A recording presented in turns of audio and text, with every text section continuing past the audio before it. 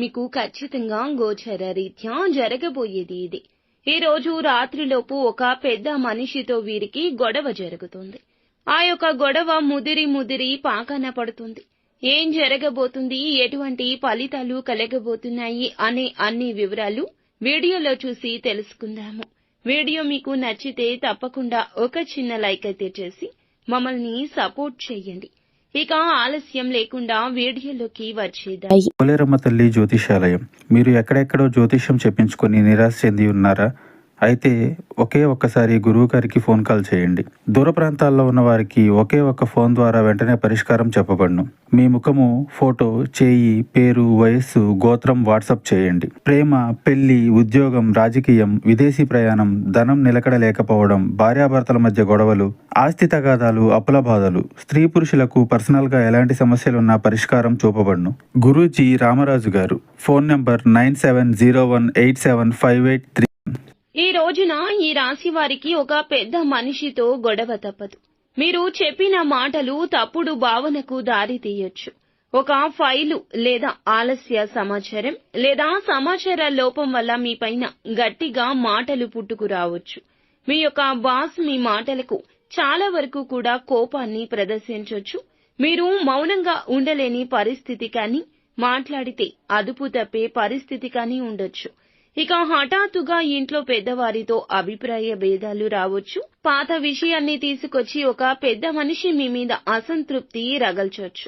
మౌనంగా మీరు ఉంటే అలసత్వం చూపినట్లవుతుంది. ఇది గొడవకు దారి తీయొచ్చు. మీ వాక్యాన్ని తప్పుగా అర్థం చేసుకున్న వ్యక్తి జనం ముందే గట్టిగా తిడితే మీ ఆత్మ గౌరవానికి గాయం కలగొచ్చు.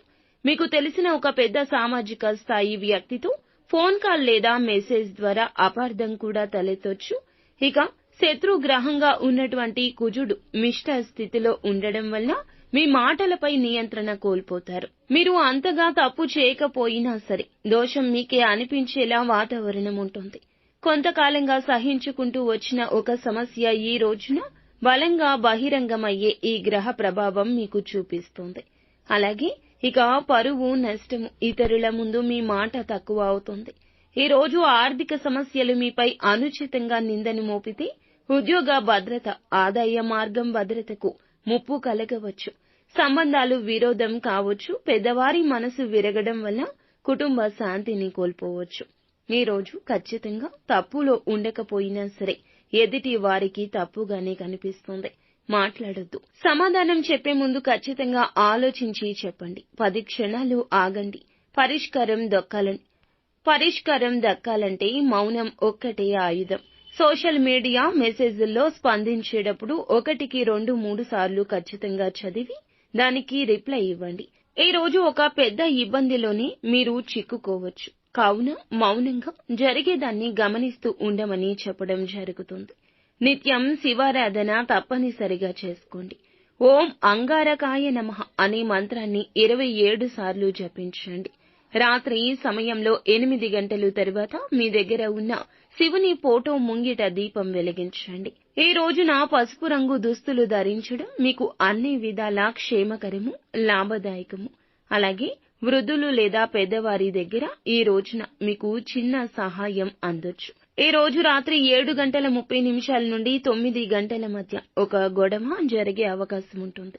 కావున ఈ విషయంలో ఒంటరిగా ఉండడం, మౌనంగా ఉండడం, పూజ లేదా ధ్యానం చేసుకోవడం, భగవంతునికి దగ్గరగా ఉండడం ఎంతో ఉత్తమం.